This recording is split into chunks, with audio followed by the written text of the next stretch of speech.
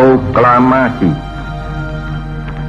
Kami, bangsa Indonesia, dengan ini menyatakan kemerdekaan Indonesia.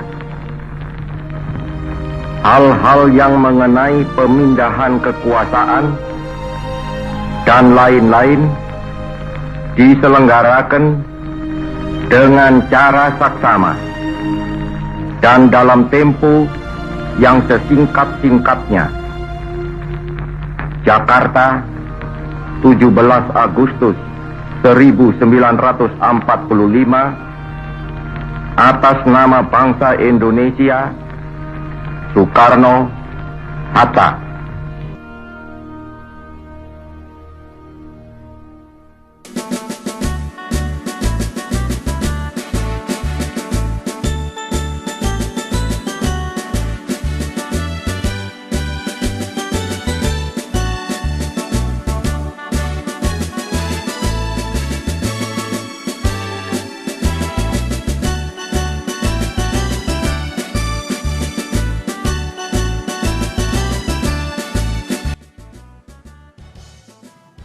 Assalamualaikum warahmatullahi wabarakatuh.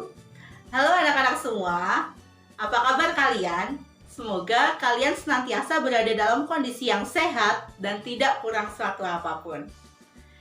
Kembali lagi, pada hari ini kita akan belajar bersama dalam mata pelajaran IPS. Namun, sebelum kita memulai pembelajaran kita, jangan lupa untuk senantiasa mengisi presensi di tempat-tempat yang sudah disediakan oleh guru kalian, baik itu di list grup WA ataupun di link Google Form yang telah dibagikan. Untuk mengawali pembelajaran kita hari ini, alangkah baiknya kita membaca basmalah bersama-sama.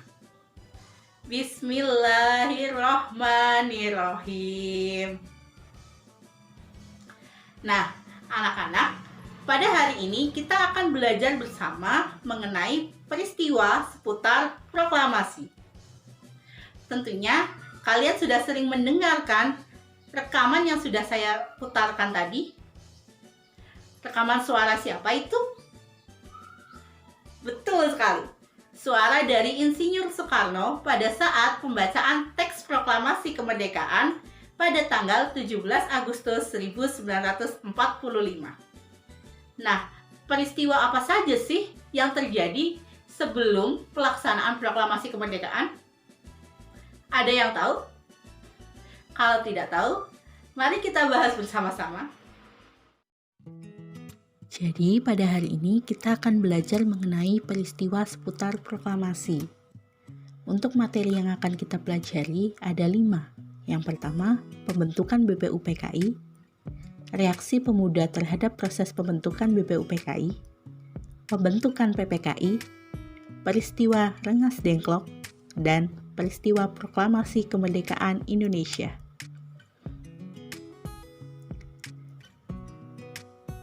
Latar belakang pembentukan BPUPKI diawali dari jatuhnya Pulau Saipan ke tangan sekutu pada tahun 1944. Disusul pasukan Jepang di Papua Nugini, Kepulauan Solomon, dan Kepulauan Marshall dipukul mundur oleh pasukan sekutu.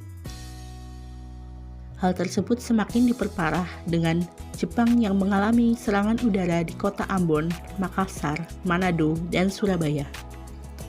Selain itu, pasukan sekutu telah banyak yang mendarat di daerah-daerah minyak seperti Tarakan dan Balikpapan. Seluruh garis pertahanan Jepang di Pasifik sudah hancur dan bayang-bayang kekalahan Jepang mulai nampak. Latar belakang yang paling utama yakni adanya janji kemerdekaan yang dikemukakan oleh Perdana Menteri Kuniaki Kaiso pada tanggal 7 September 1944.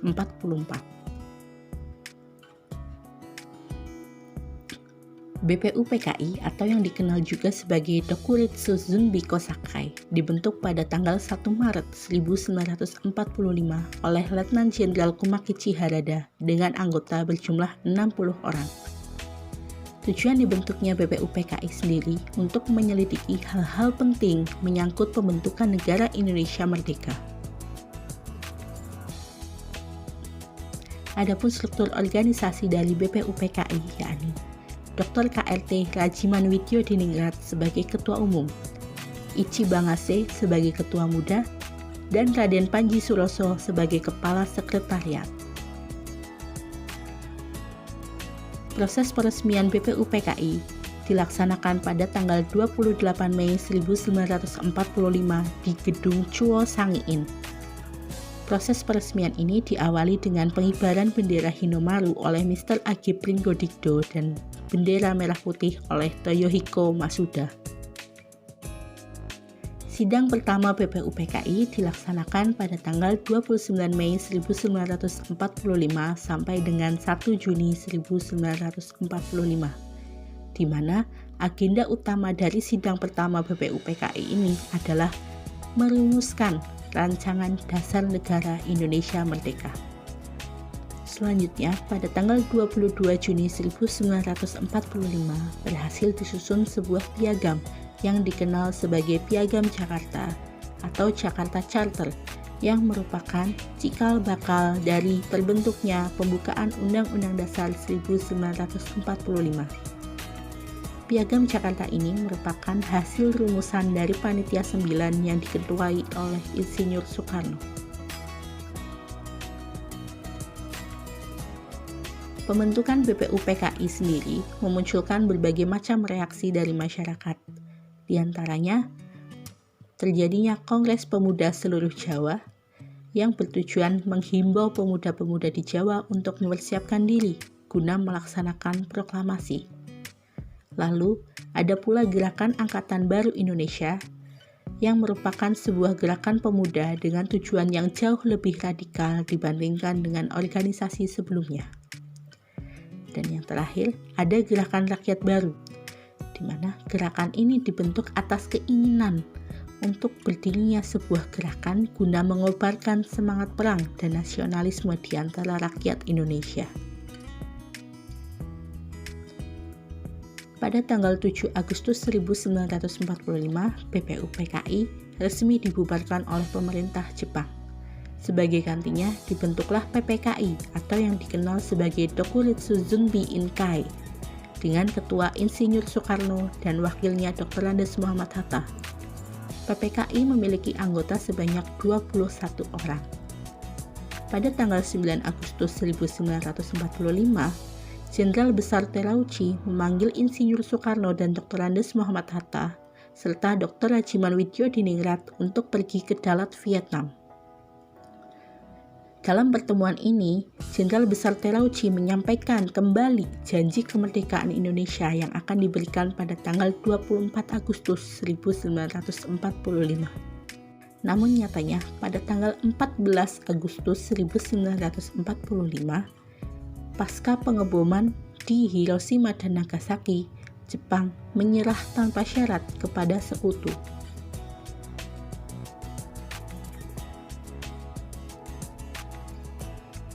Berita tentang kekalahan Jepang diketahui oleh sebagian golongan muda melalui radio siaran luar negeri.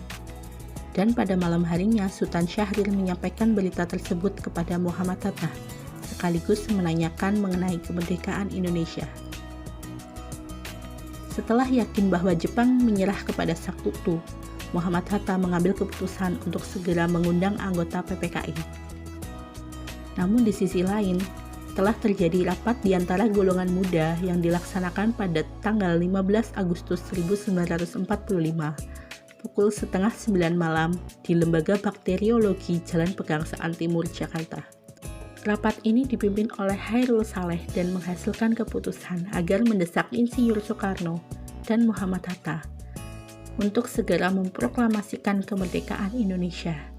Keputusan rapat tersebut disampaikan oleh Wikana dan Darwis pada pukul 10:30 malam kepada Insinyur Soekarno di rumahnya. Tuntutan Wikana yang disertai ancaman bahwa akan terjadi pertumpahan darah jika Insinyur Soekarno tidak menyatakan proklamasi keesokan harinya telah menimbulkan ketegangan. Insinyur Soekarno dan Muhammad Hatta menolak tuntutan para pemuda yang dinilai terlalu tergesa-gesa. Pasca penolakan, golongan muda mengadakan rapat kembali pada tanggal 16 Agustus di Asrama Baperpi. Rapat ini membuat keputusan untuk mengungsikan Insinyur Soekarno dan Muhammad Hatta ke luar kota dengan tujuan menjauhkan mereka dari segala pengaruh Jepang. Dan untuk menghindari kecurigaan, Sudan Kosinggih mendapatkan kepercayaan untuk melaksanakan rencana tersebut. Akhirnya pada tanggal 16 Agustus 1945 pukul 4:30 pagi, Insinyur Soekarno dan Dr. Andes Muhammad Hatta dibawa menuju Rengas Dengklok di wilayah Kabupaten Karawang. Di Jakarta, para anggota PPKI yang memenuhi undangan rapat pada tanggal 16 Agustus telah berkumpul di Gedung Pejambon II. Akan tetapi, rapat tersebut tidak dihadiri oleh dua orang pengundangnya, yakni Soekarno-Hatta. Mr. Ahmad Soebardjo kemudian mendekati Wikana dan tercapailah kesepakatan bahwa proklamasi kemerdekaan harus dilaksanakan di Jakarta. Akhirnya, pada pukul 10:30 malam, Soekarno-Hatta kembali ke Jakarta dengan jaminan dari Mr. Ahmad Soebardjo. Sekembalinya ke Jakarta, Soekarno dan Hatta segera melakukan perumusan teks proklamasi. Proses perumusan teks proklamasi ini dilaksanakan di Rumah Laksamana Tadasi Maeda di Jalan Imam Bonjol, nomor 1, Jakarta. Kalimat pertama dari naskah proklamasi kemerdekaan merupakan saran dari Mr. Ahmad Soebardjo yang diambil dari rumusan BPUPKI. Sedangkan kalimat terakhir merupakan sumbang pikiran dari Dr. Andes Muhammad Hatta, yang mana kedua saran tersebut kemudian ditulis tangan oleh Insinyur Soekarno. Setelah naskah proklamasi selesai dirumuskan, Soekarno mengusulkan agar yang menandatangani naskah proklamasi cukup Soekarno-Hatta atas nama bangsa Indonesia. Selanjutnya, naskah proklamasi tersebut diketik oleh Sayuti Melik dengan beberapa perubahan. Pada tanggal 17 Agustus 1945 dini hari, Soekarno melaporkan bahwa lapangan Ikada yang semula disiapkan sebagai tempat berkumpul masyarakat guna mendengarkan proklamasi kemerdekaan telah dijaga ketat oleh tentara Jepang. Untuk menghindari bentrok dan kemungkinan batalnya proses proklamasi, disepakati bahwa pembacaan teks proklamasi dialihkan di depan rumah Insinyur Soekarno di Jalan Pegangsaan Timur nomor 56 Jakarta pada pukul 10 pagi. Adapun susunan acara, proses pembacaan teks proklamasi kemerdekaan Indonesia yakni diawali pembacaan teks proklamasi oleh Insinyur Soekarno dengan didampingi Dr. Andes Muhammad Hatta. Dilanjutkan pengibaran bendera merah putih oleh S. Suhud dan Sudanko Latif Hendradiningrat. Selanjutnya, sambutan Wali Kota Suwiryo dan Dr. Muwardi. Upaya penyebaran berita proklamasi kemerdekaan Indonesia terdiri dari dua cara. Yang pertama, melalui media radio. Yang kedua, melalui media cetak. Surat kabar yang pertama kali menyiarkan berita tentang proklamasi kemerdekaan Indonesia adalah Cahaya dan Suara Asia. Nah, itu tadi materi pembelajaran kita hari ini. Apa saja yang sudah kita pelajari hari ini? Ayo. Yang pertama, kita sudah mempelajari mengenai proses pembentukan BPUPKI. Lalu, reaksi para pemuda terhadap pembentukan BPUPKI. Yang ketiga, kita telah belajar mengenai proses pembentukan PPKI. Menyusul, kita telah belajar mengenai terjadinya peristiwa Rengas Dengklok.